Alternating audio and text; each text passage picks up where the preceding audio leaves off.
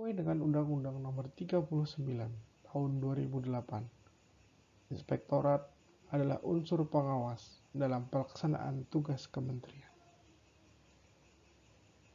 Kemudian sesuai dengan Peraturan Pemerintah Nomor 60 Tahun 2008, Inspektorat adalah bagian dari aparat pengawasan intern pemerintah yang bertugas atas penyelenggaraan pengawasan intern atas tugas dan fungsi instansi pemerintah, termasuk dalam akuntabilitas keuangan negara.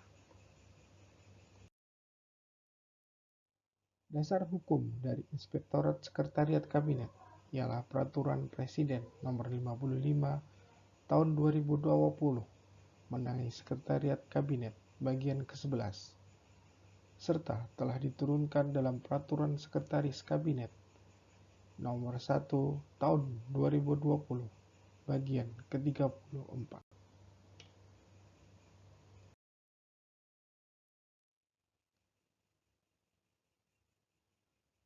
Sesuai dengan Peraturan Sekretaris Kabinet Nomor 1 Tahun 2020, Inspektorat adalah unit eselon 2 yang dipimpin oleh seorang inspektur yang berada di bawah dan bertanggung jawab kepada Sekretaris Kabinet, yang dalam pelaksanaan tugasnya secara administratif dikoordinasikan oleh Deputi Bidang Administrasi.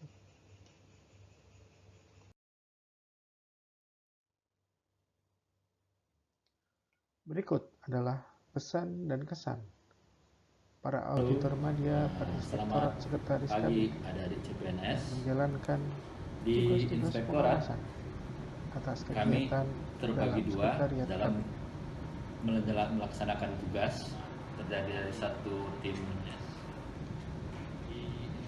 PMPRB, SPIP, dan lain-lain, dan satunya lagi tim laporan keuangan. Tim saya membawahi yaitu mengenai SPIP, PMPRB, Lakip, Sakip, dan mengenai audit operasional yang berkaitan dengan deputi terkait dengan bawahan kami. Kami sudah melakukan beberapa kali pendampingan terhadap pelaksanaan FGD di lingkungan Setkap, mulai dari SKP, Deputi Ekon, Deputi Admin, dan lain-lain. Kami juga terus mengembangkan kemampuan kami dengan cara mengikuti workshop dan pelatihan-pelatihan. Untuk seterusnya mungkin bisa dilanjutkan oleh teman saya, tim yang lain, yaitu Pak Mariono. Terima kasih. Workshop dan pelatihan-pelatihan. CPNS selamat bergabung di Sekretariat Kabinet. Menyambung tugas pokok dan fungsi Inspektorat, bahwasanya Inspektorat itu mempunyai fungsi sebagai quality assurance, penjamin mutu, dan sebagai konsultan. Nah, sebagai penjamin mutu, Inspektorat melakukan tugas pengawasan berupa audit, review, evaluasi. Nah, sementara dalam melaksanakan tugas konsultasi, Inspektorat melakukan tugas pendampingan, kemudian memberikan pertimbangan. Terkait dengan tugas-tugas yang dilakukan di Inspektorat, sebagaimana disampaikan oleh Pak Hagi sebelumnya, penugasan dibagi menjadi dua, tim Pak Hagi sebelumnya dan kemudian tim saya. Nah, tim saya itu bertugas untuk melakukan tugas-tugas pengawasan,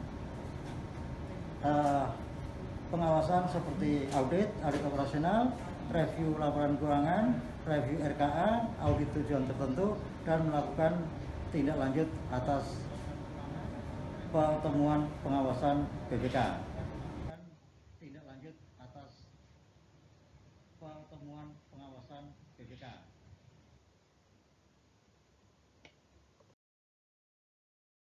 Inspektorat Sekretariat Kabinet sebagai pelaksana tugas-tugas pengawasan di dalam Sekretaris Kabinet mempunyai tugas dan fungsi.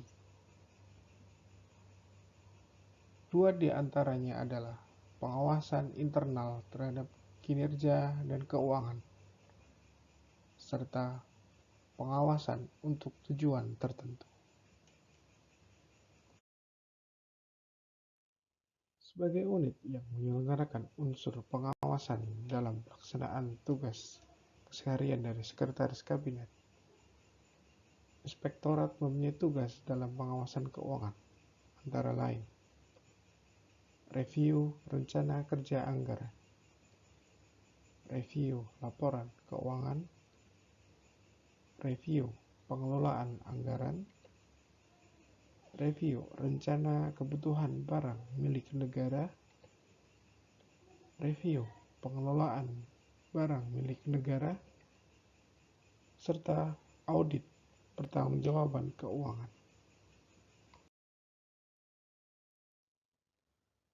Selain tugas pengawasan atas keuangan, Inspektorat juga menjalankan pengawasan atas tujuan tertentu, di antaranya review laporan kinerja, serta evaluasi sistem kinerja akuntansi pemerintahan atau SAK.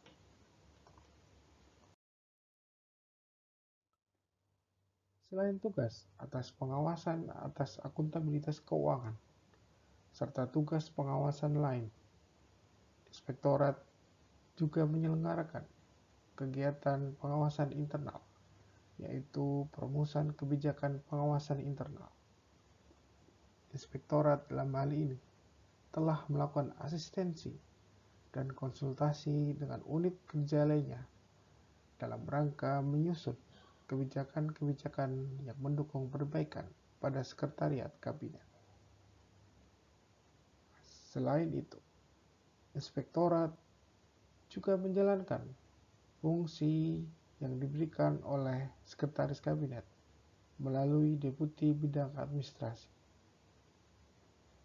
Inspektorat memiliki kewajiban untuk melakukan fungsi lain, salah satunya melakukan pengawasan kegiatan rapat di luar kantor, sesuai dengan yang tertuang dalam Peraturan Deputi Administrasi Nomor 1 Tahun 2016.